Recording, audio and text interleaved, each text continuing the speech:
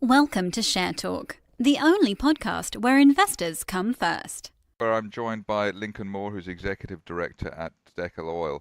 How are you today, Lincoln? Hi, Zach. How are you? Right, quite a lot going on at DekelOil at the moment. What's the highlight for you at the moment? Yeah, Zach, I think today obviously is pretty significant news for us in terms of a new change to the direction of the Cashew project. You know, we announced in June this year that we had acquired an option to take 58.5% of the Tiabasu Cashew project. It was an option that was in place to allow the business to grow over a couple of years before the acquisition. And really what's happened is since announcing that option, we spoke to existing major shareholders and other potential shareholders, and there was a lot of interest in being able to involve in the project at a much earlier stage. So that's culminated today in Dekel taking a 43.8% stake in the project. Obviously, it's significantly lower valuation, which we'll get into. We think it's pretty exciting news at Dekel, and people will have to start to assess the value of that project in addition to our existing palm oil project. I mean, is the rationale here to become a multi-commodity company in the end? That's. I think there's been a slight balancing. That's the way we think. Obviously, we started as a palm oil producer, and we've been quite clear. We've been in an acquisitive mode for probably 2 to 3 years, looking at other palm oil projects. Failing to find one which you think is interesting for shareholders to complete on. We were open to other commodities. Certainly Côte d'Ivoire, obviously where we are, we know well, and other commodities and areas where we can execute on our skill sets with smallholders, logistics and processing, mean that we can apply the skills in the palm oil to other commodities. So I think it again also, of course, diversifies our situation as well. So cashews is very interesting for us. Well, I mean, with the cashews, you've got a €6 million implied value, which is a hefty discount to the 18 million original implied value. How did you manage to secure such a good deal? Yeah, the 6 million wasn't a number plucked. It was based on a investment in February of €600,000 to an investor unrelated to the group of investors that are looking to hive and bring Dekel into the asset. So that's where it's been said. I mean, obviously, since then, the project has developed further and has been de-risked further by securing certain asset contracts. But we decided to continue at the 6 million valuation. So presumably, this is another plus point in terms of diversifying into different agricultural commodities, if you can get decent deals off the back of that strategy.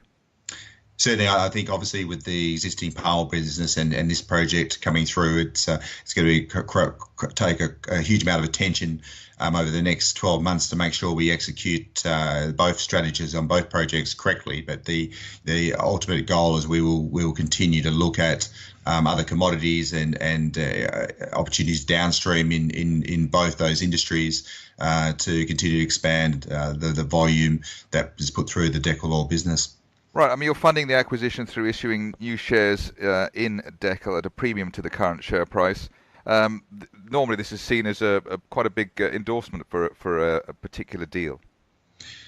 Yeah, I think the trading price is significantly lower than the 4.5p, which is taking place here. I mean, clearly, as you know, there's a related party transaction, and it could have been done at the prevailing stock price. But we feel that this is a really strong endorsement to existing and potentially new shareholders of where we think the valuation should be heading. So we're happy to do the transaction at that price and let that signal to the market sit. Right, and going back to the actual development of the Tiabasu cashew project, what stage is that at the moment? The key things we've done over the last 6 months really is put together the senior management team, which will see the execution through the construction phase and early stage operations.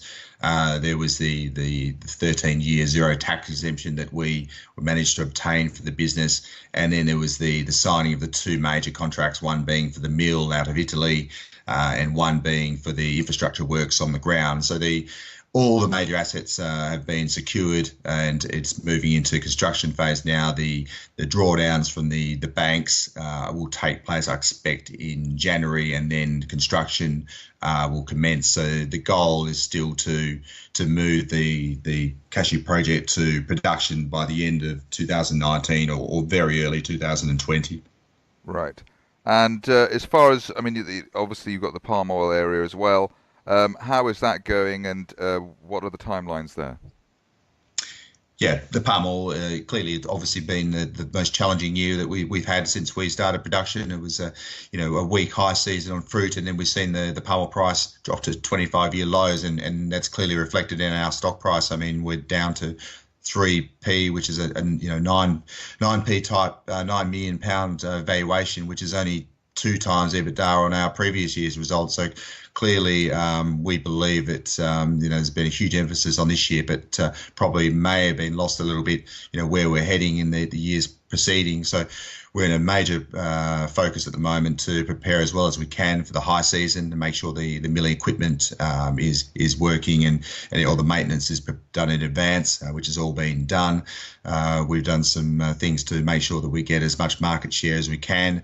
And we're doing some things on the sales side of the business to ensure we get the best possible prices. So we're entering very well prepared. I mean, clearly, we can't control exactly how much fruit comes through in the high season, and what we expect is after a weaker year this year, going to see a much stronger year, but there's no guarantees, and that's why we need to do everything else we can control to ensure that we're in the best place to take advantage of or what we hope will be a much stronger high season coming. Right, and obviously the strategy in terms of getting into the cashew area was that you'd have 2 income streams. When do you think the cashews will come on tap, so to speak? Yeah, I think as I said, that the mill we think will be operational at the end of 2019 or very early 2020. I mean, clearly it's a construction project, so it's there's some variances. I mean, I think the couple of good things about cashews. One is the season runs from February to May, so we can, in the 2020 year, we can buy those cashews. And the other second thing, which is great about cashews, you can actually store them. So if there are any small delays in the mill, it's not going to dramatically affect our 2020 production year. But we think, once the initial 10,000 tonnes reaches full capacity, and we believe there's plenty of cashews to reach that very quickly, this can contribute this business another 20 to 25 million euros of revenue to DekelOil, and I think the gross margins at this stage appear to be stronger than the palm oil as well. So we think the 2 assets combined is starting to look at pretty significant EBITDA numbers that can be achieved on normalised market conditions, and looking at the current stock price, as I say, that's I think why we want to send that signal to the stock market that we're prepared to do the conversion at 4.5p, because we believe at the current level it's incredibly undervalued. Okay, we'll see how that goes. Lincoln Moore, Executive Director at DekelOil, thank you very much indeed. My pleasure, Zach. Thank you for listening. Remember to visit our website for more news and other podcasts at www.share-talk.com.